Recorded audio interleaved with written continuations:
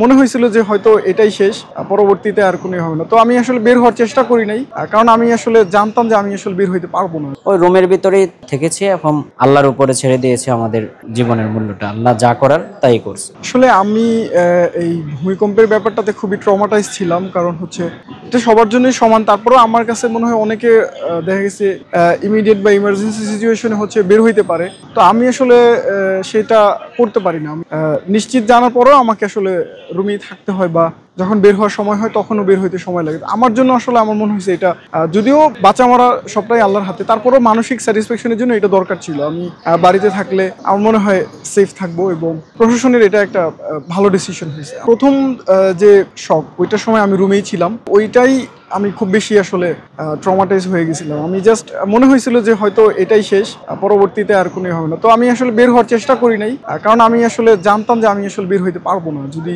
বাঁচার হয় এখানেই বাঁচতে হবে, বা যা হয় এখানেই হবে। আমি রুমেই ছিলাম। নিশ্চয়ই প্রশাসনের দুর্বলতা অবশ্যই আছে, যেহেতু আপনারা জানেন অনেকগুলো বিল্ডিং এরই হচ্ছে মেয়াদ শেষ, সেগুলো সংস্কার করা হয় নাই, সংস্কার প্রয়োজন ছিল। তো সেই জায়গা থেকে এতগুলো স্টুডেন্টের নিরাপত্তার একটা বিষয়, সো এটা নেওয়াটা অবশ্যই একটা ভালো ডিসিশন। তবে আমার মনে হয় প্রশাসনেরও কিছুটা দুর্বলতা আছে, কিছুটা আমাদের আমলাতান্ত্রিক জটিলতা আছে, সব মিলেই আসলে এটা হয়েছে আর কি। প্রশাসনের এককভাবে কোনো দুর্বলতা বিষয়টা এইভাবে বলা যাবে। এখানে থাকলে অন্য সবার মতো আসলে আমি মুভ করতে পারবো না, যেটা প্রথমেই আমি করতে পারি না, এবং পরবর্তীতেও করতে পারবো বলে মনে হয় না।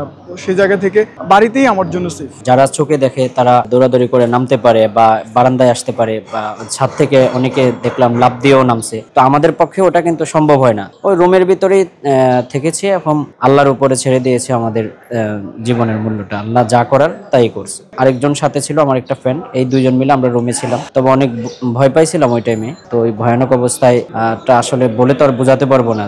আমাদের মহসিন হল তো আসলে যেভাবে মানে লড়াচড়া করছে, আমি তো ভাবছি ওই দিনই মনে হয় আমার শেষ দিন। তো আর কি আল্লাহর উপরে সবকিছু ছেড়ে দিয়েছি, ওই জন্য আমি রুম থেকেও বের হই না। এখন বিশ্ববিদ্যালয়ের কর্তৃপক্ষ যেহেতু সিদ্ধান্ত নিয়েছে ওনারা বিশ্ববিদ্যালয় বন্ধ রাখবে, সো সেই ক্ষেত্রে আমরাও এখন চলে যাচ্ছি। আমি আজকে বিকেল বেলায় বের হচ্ছে, তো এই জন্য আর কিছু আমার বলার নেই। বিশ্ববিদ্যালয়ের সিদ্ধান্ত অনুযায়ী তো আমাদের চলতে হবে। এই সময়টাতে আসলে বিশ্ববিদ্যালয় আমাদের জন্য তেমন কোনো ব্যবস্থাই রাখেনি, বাট আমরা নিজের উদ্যোগে যতটুকু পারি ততটুকু চেষ্টা করি। তবে সবাই তো সবার জীবন নিয়েই ওই টাইমে টানাটানি, তো কেউ হেল্প করবে বলে আমি মনে করি না, কারণ আর কাউকে বলারও সময় তখন থাকে না। যেমন এদিনকার যে ভূমিকম্পটা, তখন সবাই মানে আতঙ্ক অবস্থায় ছিল যে কখন কে বের হবে। সেই অবস্থায় তো আমার বের হওয়ার কথা না, আর আমি সিঁড়ি দিয়ে নামতে নামতে আরেকটা লোক এমনি নেমে যাবে, তো আমি সিঁড়িতে আহত হব। ওই জন্য আমি রুমেই ছিলাম ওই টাইমে।